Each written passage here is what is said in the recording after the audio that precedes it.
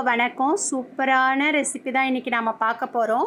சிறுதானிய வகைகளே சிறந்த வகையான ராகியை தான் நம்ம பார்க்க போகிறோம். எல்லாராலையும் ராகி வாங்கி சமைக்க முடியும். அதோட விலையும் ரொம்ப குறைவு. ஆனால் ஹெல்த்தியான ஃபுட் அது. எப்படி செய்கிறது பார்க்கலாம் வாங்க. ஃபஸ்ட்டு நாம் ஒரு டம்ளரில் உப்பு போட்டுக்கிட்டு அதில் தண்ணியை மிக்ஸ் பண்ணி நம்ம எடுத்துக்கலாம். இந்த மாதிரி செய்யும்போது உப்பு எல்லா இடத்துலையும் பரவி சரிசமமாக இருக்கும். அதுக்காக தான் நான் ஒரு கப் அளவு ராகி மாவு எடுத்திருக்கேன். அதை ஒரு பவுலில் சேர்த்துக்கோங்க.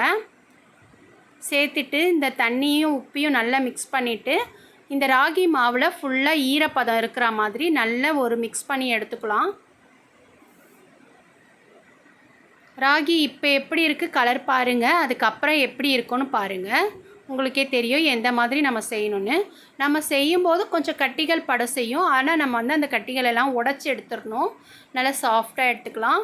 இப்போ பாருங்கள், நான் எந்த அளவுக்கு தண்ணியை நல்லா தெளித்து சாஃப்டாக ராகி எடுத்திருக்கேன். ஃபஸ்ட்டு எப்படி இருந்தது, இப்போ எப்படி இருக்குன்னு பாருங்கள்.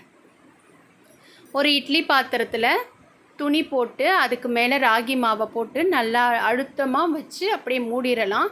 இது ஒரு 20 நிமிஷம் நமக்கு வேகணும்.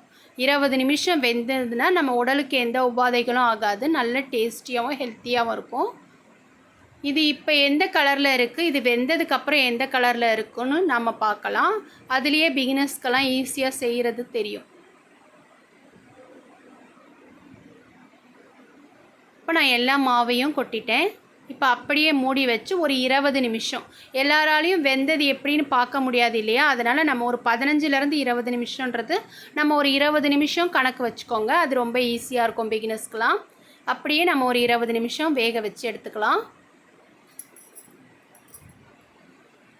இப்போ பாருங்கள், 20 நிமிஷம் ஆயிடுச்சு. ராகி மாவு நல்லா வெந்து வந்திருக்கும்.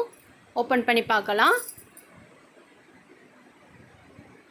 இப்போ பாருங்கள், ராகி மாவு எந்த கலரில் இருக்குது, சூப்பராக வெந்து வந்துருச்சு. நல்லா சாஃப்டாக ஆயிடுச்சு பாருங்கள்.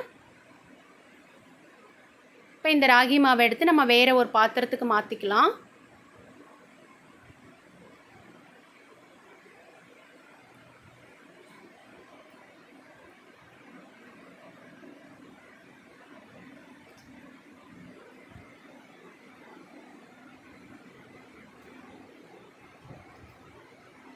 இது ஓரங்களில் லைட்டாக மாவு ஒட்டி பிடிச்சிருக்கும். அதை லைட்டாக எடுத்து விட்டுருங்க.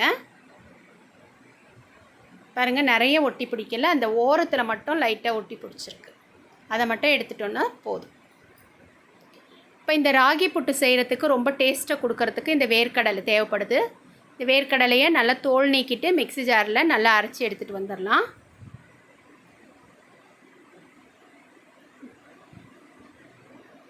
இப்போது இந்த வேர்க்கடலை ராகி புட்டில் நம்ம சேர்த்துட்டோம்.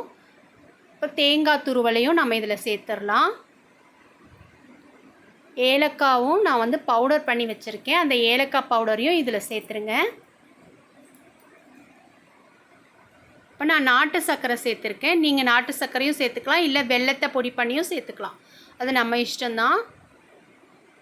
நல்ல சுத்தமான நயமான வெல்லமாக இருந்தால் நீங்கள் நல்ல பொடியை நல்லா சீவிட்டு இல்லை நசுக்கி எடுத்துகிட்டு கூட சேர்த்துக்கலாம். இப்போ நல்லா மிக்ஸ் பண்ணி கொடுத்துருங்க. நல்லா மிக்ஸ் பண்ணும்போதே அந்த வாசனை நல்ல ஒரு சூப்பராக இருக்கும் பாருங்கள். வீடு ரூம் ஃபுல்லாக வாசனையாக இருக்கும். அந்த வேர்க்கடலை வாசனை, அந்த வேர்க்கடலையோட டேஸ்ட்டு எல்லாமே ரொம்ப நல்லாயிருக்கும். இந்த ராகி புட்டு பாருங்கள் இந்த பக்குவத்தில் இருக்கும். இந்த மாதிரி ஒரு சத்தான ராகி புட்டை நாம் குழந்தைங்களுக்கெல்லாம் செஞ்சு கொடுக்கும்போது ரொம்ப விரும்பி சாப்பிடுவாங்க.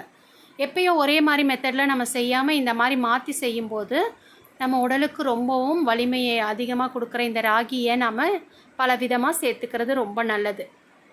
குறிப்பாக சர்க்கரை நோயாளிகள்லாம் இதை சாப்பிட்றதுக்கு ரொம்பவும் இயல்பாக இருக்கும். எல்லோரும் இதை ட்ரை பண்ணி பாருங்கள். ரொம்ப ஹெல்த்தியான ஃபுட்டு. தேங்க்யூ.